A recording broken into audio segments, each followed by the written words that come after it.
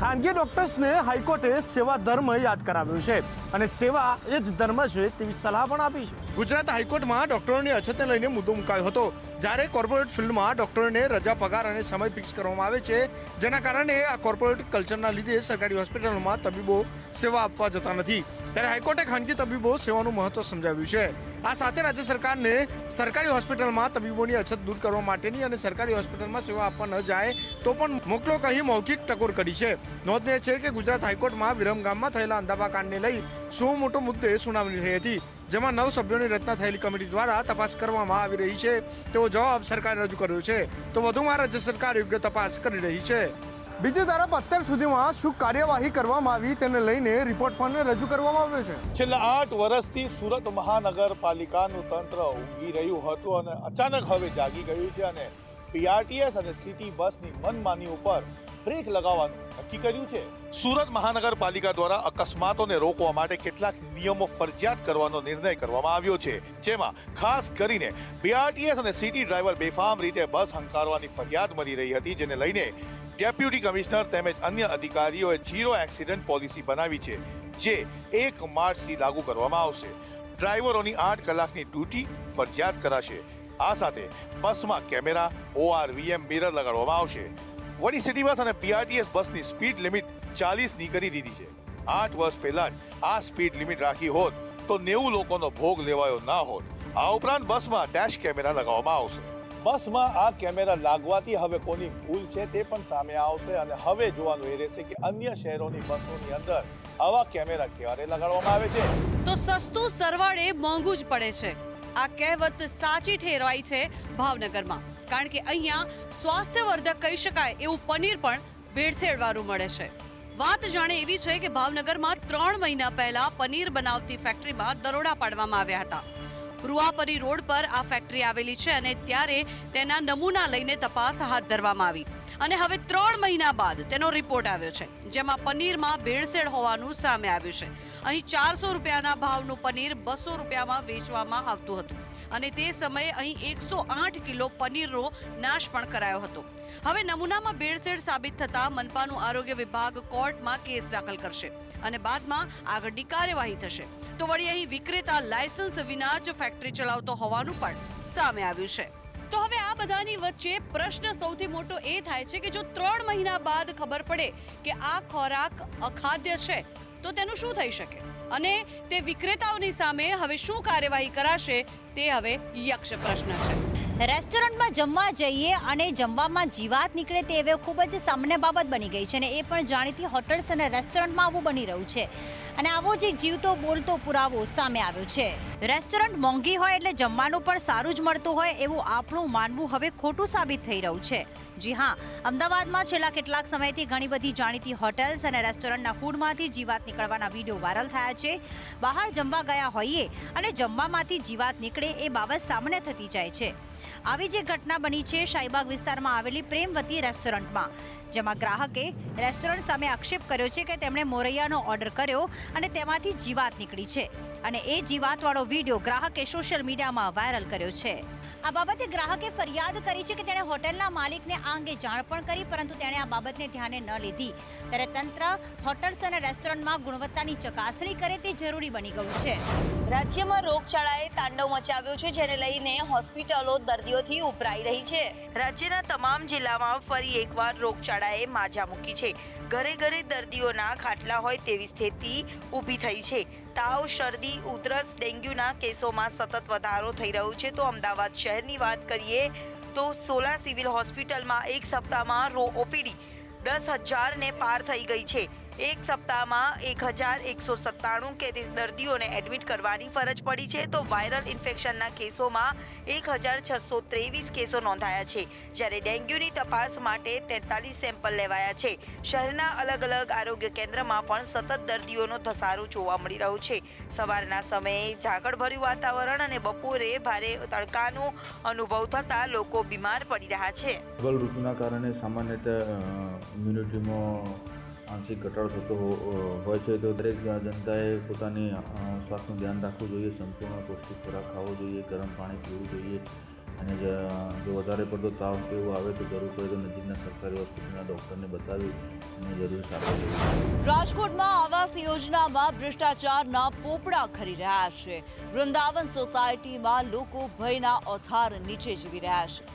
રાજકોટમાં આવાસ યોજનામાં ભ્રષ્ટાચાર થયો હોવાનો આરોપ લગાવવામાં આવ્યો છે. વૃંદાવન સોસાયટીમાં રૂડાના અધિકારીઓ અને કોન્ટ્રાક્ટરની મિલીભગતથી ભ્રષ્ટાચાર થયો હોવાનો રહેવાસીઓએ આરોપ લગાવ્યો. અહીં 9 વિંગના 320 ફ્લેટમાં હાલ 100 જેટલા પરિવાર રહે છે.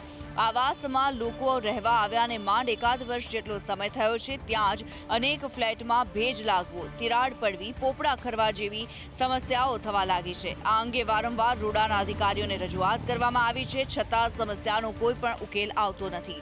સ્થાનિકો અધિકારીને રજૂઆત કરવા પહોંચે તો સીઈઓ અધિકારી, જવાબદાર અધિકારીઓ એવું કહે છે કે થઈ જશે.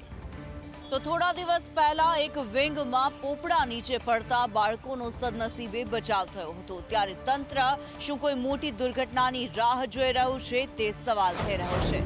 અમદાવાદ મ્યુનિસિપલ કોર્પોરેશનની દક્ષિણ ઝોનની ઓફિસ પર આજે હોબાળો થયો અને તેનું કારણ હતું પ્રાથમિક સુવિધાનો અભાવ.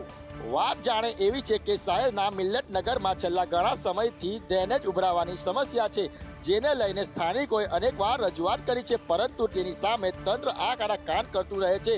ત્યારે આજે કંટાળીને મોટી સંખ્યામાં સ્થાનિકો દક્ષિણ ઝોન ઓફિસ પહોંચ્યા હતા અને ત્યાં બેનરો સાથે ઉગ્ર સૂત્રોચ્ચાર કર્યો હતો. ઘણા સમયથી અમે ડીવાયએમસીને, આઈએસીને બધાને મેં કેટલે વારંવાર અમે પબ્લિક દ્વારા વારંવાર રજૂઆત કરી છે કે અમારા મિલ્લતનગરમાં જ્યારે પાણીનું સપ્લાય ચાલુ થાય છે તો લગભગ ઓછામાં ઓછા 40 થી 45 ચાલીઓ છે. એ ચાલીઓમાં પાણી એટલું ઉભરાય છે, અંદરથી લાઈન બેસી ગઈ છે. તે આ રિપેરિંગ કરતા નથી. અમે વારંવાર રજૂઆત કરી છે, અમારી કોઈ સુનાવણી થતી નથી. સ્થાનિકોનું કહેવું છે કે ડ્રેનેજ લાઈનનું પાણી ઘરના દરવાજા સુધી આવી પહોંચે છે અને રોગચાળો પણ ફેલાય છે. ત્યારે આશા લગાવવામાં આવી રહી છે કે તંત્ર હવે કોઈ કાર્યવાહી કરે. સૌરાષ્ટ્ર યુનિવર્સિટીના વિવિધ મુદ્દાઓને લઈને એબીવીપીના કાર્યકર્તાઓએ ઇન્ચાર્જ કુલપતિની ચેમ્બરનો ઘેરાવ કર્યો. બહાર રામધૂન બોલાવી અને 11 મુદ્દાઓની રજૂઆત કરી હતી. રાજકોટની સૌરાષ્ટ્ર યુનિવર્સિટીમાં વિવિધ 11 મુદ્દાઓને લઈને અનેક વખત રજૂઆત કરવા છતાં કોઈ ઉકેલ ન આવતા એબીવીપીના સભ્યોએ ઇન્ચાર્જ કુલપતિ નીલાંબરી દેવીની ચેમ્બરનો ઘેરાવ કર્યો હતો. જો કે ઇન્ચાર્જ કુલપતિ ચેમ્બરમાં હાજર ન હોવાથી તેમની ચેમ્બરની બહાર જ એબીવીપીના સભ્યોએ રામધૂન બોલાવી હતી, ઉગ્ર સૂત્રોચ્ચાર કર્યા હતા. 25 એપ્રિલ 2023ના રોજ પીએચડીના વિવિધ પ્રશ્નોને લઈને આવેદનપત્ર આપવામાં આવ્યું હતું. 15 ઓગસ્ટ 2023ના રોજ યુનિવર્સિટીના સુરક્ષાના વિષય અને સીસીટીવી કેમેરાને લઈને પણ આવેદનપત્ર આપવામાં આવ્યું હતું. આ ઉપરાંત 5 સપ્ટેમ્બર 2023ના રોજ ગર્લ્સ હોસ્ટેલના વિવિધ પ્રશ્નોને લઈને આવેદનપત્ર આપવામાં આવેલું હતું. 11 મુદ્દાઓને લઈને અગાઉ અનેક વખત રજૂઆત કરવામાં આવી હોવા છતાં કોઈ સમાધાન ન આવતા આજે રામધૂન બોલાવી વિરોધ કરવામાં આવ્યો. આર્થિક ભીંસના કારણે છેલ્લા 5 મહિનામાં 38 જેટલા રત્ન કલાકારોએ આપઘાત કરી લીધો છે. એવામાં રત્ન કલાકારો માટે રત્નદીપ યોજના શરૂ કરવાની માંગ કરાઈ છે. સુરતમાં હીરા ઉદ્યોગમાં મંદીનું ગ્રહણ જોવા મળ્યું હતું, જેમાં અનેક રત્ન કલાકારો અટવાઈ ગયા હતા. આર્થિક સંકળામણના કારણે છેલ્લા 5 મહિનામાં અનેક રત્ન કલાકારોએ આપઘાત પણ કરી લીધા હતા. ખાસ દિવાળીના 1 મહિના પહેલાથી જ હીરા ઉદ્યોગની હાલત કફોડી બની હતી. જોકે છેલ્લા થોડા દિવસથી તેમાં થોડાક અંશે સુધારો તો જોવા મળ્યો છે, પરંતુ રત્ન કલાકારોને પૂરતું કામ મળી રહેતું નથી, જેથી તેઓ આર્થિક સંકળામણનો સામનો કરી રહ્યા છે, જેના નિરાકરણ માટે રાજ્ય સરકાર સમક્ષ સહાયની રજૂઆત કરવામાં આવી. ભૂતકાળમાં સમાન પરિસ્થિતિ ઉદ્ભવતા તંત્ર દ્વારા રત્ન કલાકારો માટે રાહત પેકેજની જાહેરાત કરવામાં આવી હતી. હીરા ઉદ્યોગમાં મંદીને લઈને રત્ન કલાકારો આર્થિક સંકળામણમાં મુકાયા છે, જેને લઈને રત્ન કલાકારો અને સંસ્થાઓએ તંત્રને સહાયની રજૂઆત કરી છે. તોડ બાદ પીઆઈ તરલ ભટ્ટની મુશ્કેલીમાં વધારો થયો છે. તરલ ભટ્ટને જૂનાગઢ જેલમાં મોકલી દેવાયો છે. તરલ ભટ્ટ તોડકાંડ કેસમાં આરોપી અને સસ્પેન્ડેડ પીઆઈ તરલ ભટ્ટના રિમાન્ડ પૂર્ણ થતા તેને સેશન કોર્ટમાં રજૂ કરાયો હતો અને હવે તેને જેલમાં મોકલાયો છે. તો તરલ ભટ્ટ વધુ એક કાંડ પર પોલીસ દ્વારા કાર્યવાહી કરવામાં આવી છે, જેથી તોડ બાદ પીઆઈ તરલ ભટ્ટની મુશ્કેલીઓમાં વધારો જોવા મળી રહ્યો છે. રેન્જ આઈજી દ્વારા માણાવદર ન્યૂડ કેસમાં ફરી તપાસ કરવા માટેના આદેશ આપવામાં આવ્યા છે. રેન્જ આઈજી નિલેશ જાજડિયા દ્વારા માણાવદર ન્યૂડ કેસમાં ફરી તપાસ કરવાના આદેશ આપવામાં આવ્યા છે. પહેલા ન્યૂડ કેસમાં તોડ બાદ તરલ ભટ્ટ દ્વારા તપાસ કરવામાં આવી હતી. તો જાણવા મળી રહ્યું છે કે તરલ ભટ્ટ તપાસની અંદર સહકાર નથી આપી રહ્યા અને ગોળ ગોળ જવાબો આપી રહ્યા છે. જોકે હવે તેના એક પછી એક કાન પણ ખુલી રહ્યા છે. કેડિલા ફાર્માના CMD રાજીવ મોદી દુષ્કર્મ કેસમાં 14મા દિવસે પીડિતાની ભાડ મળી છે, તો હજુ પણ પોલીસ આરોપી રાજીવ મોદીને ઝડપી પાડવામાં નિષ્ફળ નીવડી છે. જાણીતી ફાર્મા કંપની કેડિલાના CMD રાજીવ મોદી સામે બલ્ગેરિયન યુવતીએ દુષ્કર્મની ફરિયાદ નોંધાવી તો તમે જાણતા જ હશો, આ કેસમાં એક વાત એવી પણ સામે આવી છે કે બલ્ગેરિયન યુવતી 13 દિવસથી અચાનક ગુમ થઈ ગઈ હતી અને જો કે હવે સામે આવ્યું છે કે આ યુવતી પોતાના વતનમાં જતી રહી છે. આ અંગે ખુદ પોલીસે જ ખુલાસો કર્યો છે. આપણે જો થોડું ઊંડાણપૂર્વક જાણીએ તો બલ્ગેરિયન યુવતીએ કેડિલાના CMD રાજીવ મોદી સામે ફરિયાદ કર્યા બાદ ખુદ રાજીવ મોદી પણ ગાયબ થઈ ગયા છે. અહીં મહત્વનું છે કે આ ફરિયાદ નોંધાવવા માટે યુવતીએ જે એક હાઈકોર્ટના દ્વાર પણ ખખડાવ્યા હતા. જોકે આ કેસની પીડિતા બલ્ગેરિયા ગઈ હોવાનું પોલીસે સ્પષ્ટતા કરી છે, ત્યારે હવે આ કેસમાં નવો કોઈ વળાંક આવે છે તે જોવું રહેશે. પંચમહાલ કલોલના ધારાસભ્ય ફતેહસિંહ ચૌહાણનું એક નિવેદન વાયરલ થયું હતું, જેમાં તેઓ કહેતા સંભળાય છે કે જલારામ બાપા સંત હતા, પરંતુ તેઓને ભગવાન બનાવી દેવામાં આવ્યા છે. જે વાત તેઓએ આ વિડીયો પર સ્પષ્ટતા પણ આપી છે અને કહ્યું કે આ વિડીયો સાથે છેડછાડ કરવામાં આવી છે. જલારામ ભગવાન બનાવી દીધા, જલારામ બાપા. આ પેલો સ્વાઈ બાબો કઈનો છે ખબર નહીં, સ્વાઈ બાબા ભગવાન બનાવી દીધા. સ્વાઈ બાબા આપણો છે જ મુસ્લિમ છે, આ સ્વાઈ બાબાને ભગવાન બનાયા. આ આપણી કમનસીબી છે. એ વિડીયોની અંદર જે બતાવવામાં આવ્યું છે એ કોઈ મારો ઈરાદો જ ના હોય અને વિડીયોને છેડછાડ કરીને જે મૂક્યો છે અમારા વિરોધી લોકોએ જે હાલની પરિસ્થિતિમાં બદનામ કરવાના ઈરાદે, પણ આ અજાણે કદાચ કોઈ સંપ્રદાય કે સંતોનું અપમાન કરવાનું આવો કોઈને દુઃખ થયું હોય તો હું મારા તરફથી માફી માગું છું. આજે વડાપ્રધાન મોદીએ રાજ્યસભામાં રાષ્ટ્રપતિના ભાષણ પર આભાર પ્રસ્તાવનો જવાબ આપતા કોંગ્રેસ પર નિશાન સાધ્યું છે.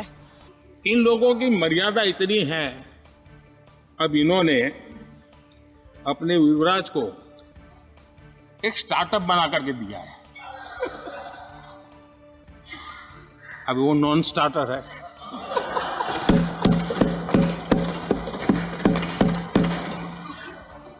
न तो वो लिफ्ट हो रहा है न वो लॉन्च हो रहा है.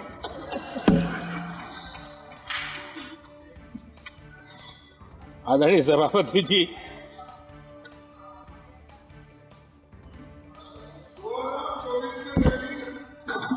आप पिछली बार भी इतनी शांति से रहे हो तो कितना मजा आता. આ સાથે તેઓએ ઉમેર્યું કે મારો આજે પણ એ જ મંત્ર છે કે દેશ માટે રાજ્યનો વિકાસ.